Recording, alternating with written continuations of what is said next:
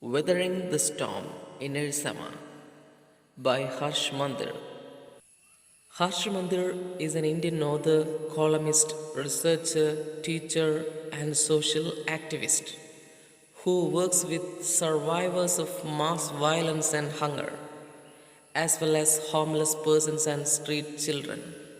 The story gives an account of the storm that hit in the coastal town of Ersama in Odisha state in the year 1999.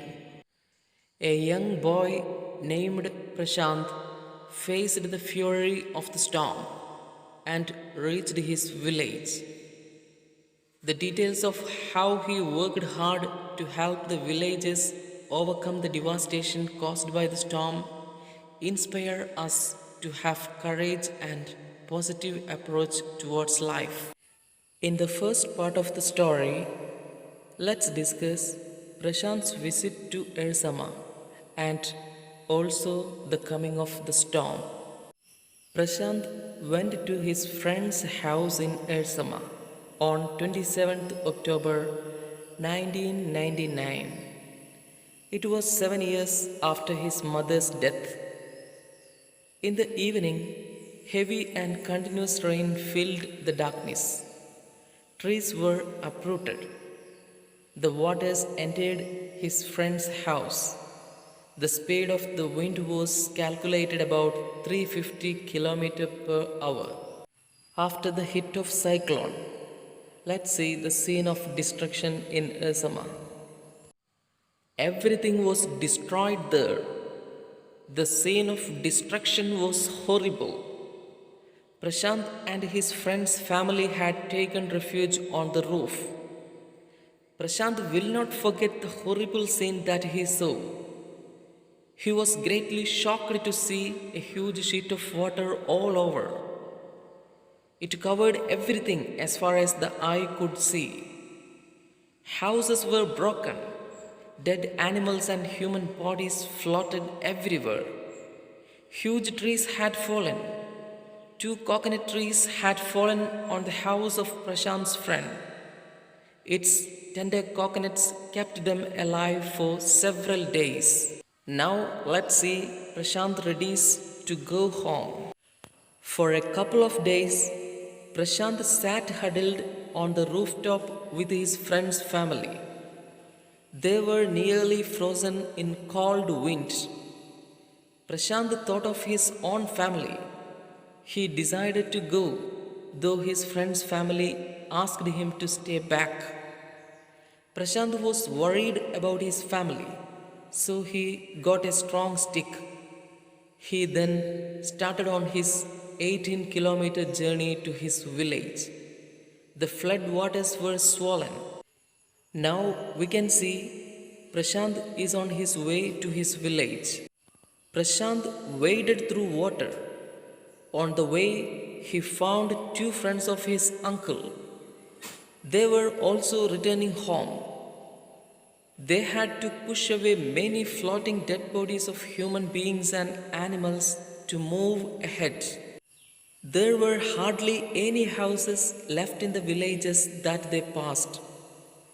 Prashant wept, thinking that no one in his family would have survived. Finally, Prashant reaches his village. Prashant reached his village called Kalikuda. The roof was the only thing that was left of his house. So he went to the Red Cross shelter to look for his family there. He saw his maternal grandmother there. It was a miracle for them to see Prashant alive. They had thought Prashant to be dead. Prashant's family was there. What we are going to see here is an amazing thing that Prashant, now leader of his village, Prashant decided to assess the damage and the danger awaiting the survivors. All the houses in the village had been washed away. Prashant organized a group of youths of his village. It pressurized the merchant to give them some rice. They made a fire and cooked the rice. However, the rice was rotting. His next step was to clean the place of filth, urine, and floating dead bodies. In the next step, children devise a method to get food from above. On the fifth day, a military helicopter dropped food, but it did not return. The group deputed the children to lie there. They had the empty utensils on their stomachs. It was to communicate to the passing helicopters that they were hungry. Finally, they got food through airdropping. Let's see the transformation of Prashant. Prashant becomes a savior and a social worker. Prashant became a savior.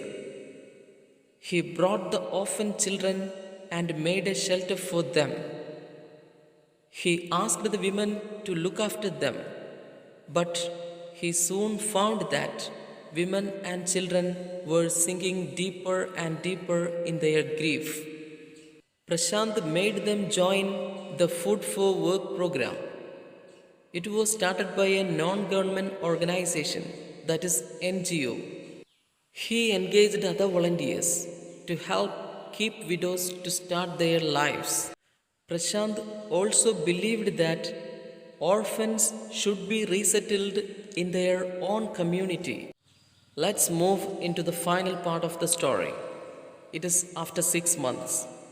6 months passed soon after the super cyclone. Prashant now thought about himself. Earlier, he had no time to bother about his own pain. The widows and orphaned children of the village thought of Prashant only in their hours of grief. In the story, we can see Prashant has come out of the grief of losing his mother because he was engrossed in helping others that he forgot his pain.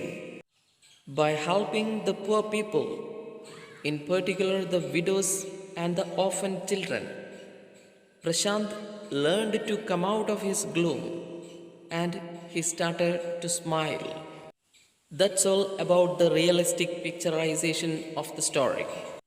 Now you can work on the important question answers of this beautiful story.